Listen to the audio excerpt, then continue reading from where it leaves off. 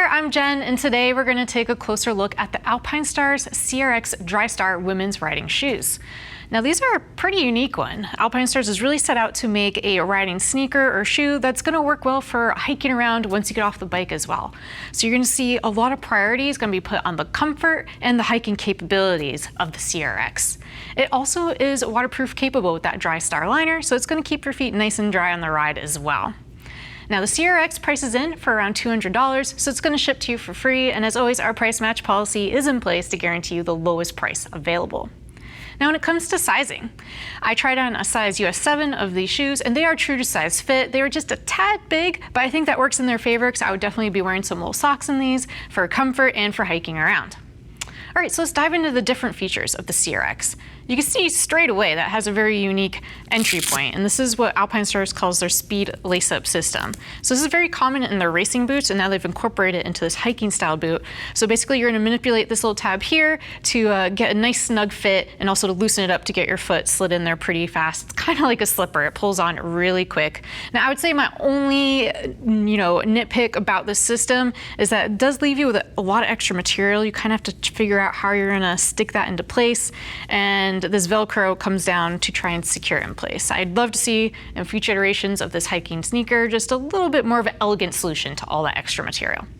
But moving on down into the toe box area, you can see main construction materials that Alpinestars is using here is a ripstop material with some TPR screening and materials worked and incorporated throughout. In the toe box area, you're going to see a little bit of reinforcement here, and then it gets really soft and flexible in the back. Now again, the name of the game with this shoe is to be really comfortable for hiking on and off the motorcycle. So there's going to be, I would say, some give and take when it comes to the sturdiness of the shoe versus the flexibility of the shoe. So bear that in mind as you're taking a closer look at the CR-X. Another little nitpick of mine is Alpinestars did start to make a shifter pad here, a double layer system, but unfortunately I feel like it needs to go a little bit farther here to give you really good coverage on your shifter. So they started a thought here. I'd love to see them finish it on future iterations. As we look at the side view, I want to start from the top and talk about the ankle a bit. So you are going to see a protective ankle cup here for protection in the ankles. And I want to point out again that this riding shoe is waterproof capable with that Alpinestars Drystar membrane.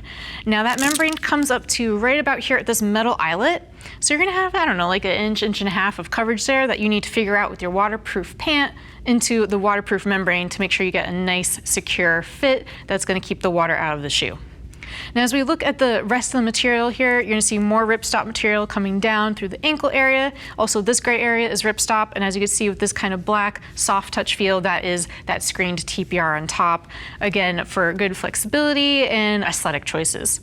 Now as we look at the sole, this is kind of the crown jewel of this entire shoe is what's happening here in the sole. This is Alpinestars' take on a multi-rubber sole, so it has a lot of different compounds and foams happening in it to mimic, again, some of the hiking shoes that we see in REI and other places. And it's a really neat feature because it's super comfortable, first of all, but it does have what we would call like a offset dip. And so what that means is that the sole is designed to create a little bit of a rocking motion when you're walking. And again, we see this in a lot of different hiking shoes on the market, and you're going to get that kind of functionality out of the CR-X. Now when we look at the flex scale, you're going to see this guy is super flexible. This is a 2 or 3 out of a 10 scale. So normally riding sneakers are anywhere from 4 to 5 to 6. This is definitely one of the most flexible soles we have seen. But even though it is that flexible, I just want to give you a little demo on top here. You can see when I do this, it's not crushing a lot like I would expect from such a flexible sole. And that's because Alpinestars is actually using a TPF crush system. So there is a rigid structure built into that sole that you can't see, but as you can see when I was demonstrating, it does not have a lot of flex and give, and that's good news for you on the ride. It's going to give you a bit more protection than what you would expect out of a really flexible sole.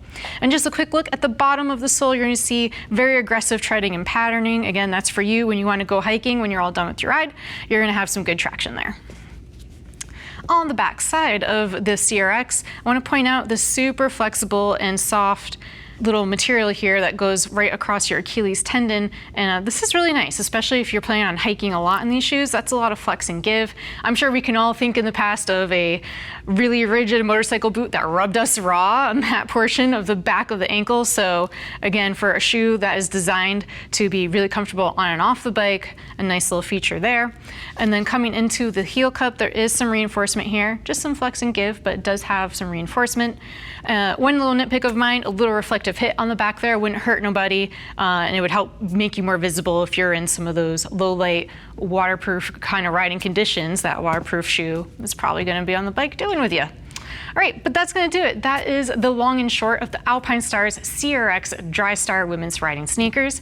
Again, this is a good option for you out there that if you want a riding sneaker that's going to go off the bike and do some serious hiking with you, but still has some of those capabilities you expect out of a riding sneaker, it's going to have all that in one.